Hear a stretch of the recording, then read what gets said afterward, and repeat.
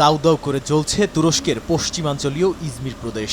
আগুনের শিখায় আচ্ছন্ন হয়ে গেছে বিস্তীর্ণ বনাঞ্চল। আগুন নিয়ন্ত্রণে কাজ করে যাচ্ছে ফায়ার সার্ভিসের বেশ কয়েকটি ইউনিট। এর আগে সতর্কতা জারি করে বন্ধ করে দেওয়া হয় স্থানীয় বিমানবন্দর ও দার্দেনেলিস প্রণালী।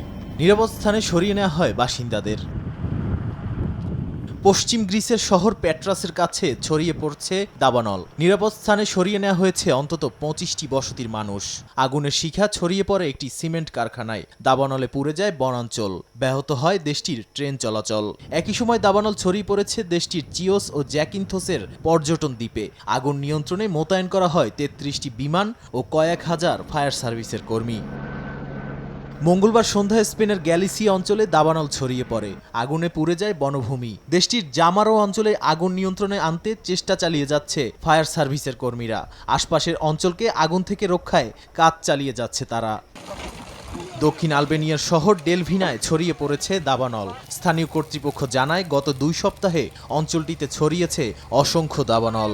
আগুন নিয়ন্ত্রণে পাশের শহর থেকে মোতায়েন করা হয়েছে অতিরিক্ত অগ্নি নির্বাপক কর্মী। দক্ষিণ পূর্ব ইউরোপের দেশ মন্টিনিগ্রোর সমুদ্র তীরবর্তী শহর বুলজারিকাতে ছড়িয়ে পড়েছে দাবানল। স্থানীয় বাসিন্দারা জানান হতাহতের ঘটনা না ঘটলেও পুড়ে গেছে বাড়িঘর। তীব্র দাবদাহের মধ্যেই বাতাসে ছড়িয়ে পড়েছে আগুন।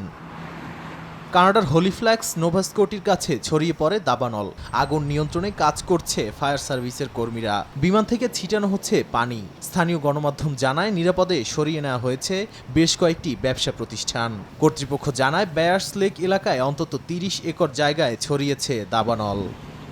নাদিম মারজান, সময় সংবাদ।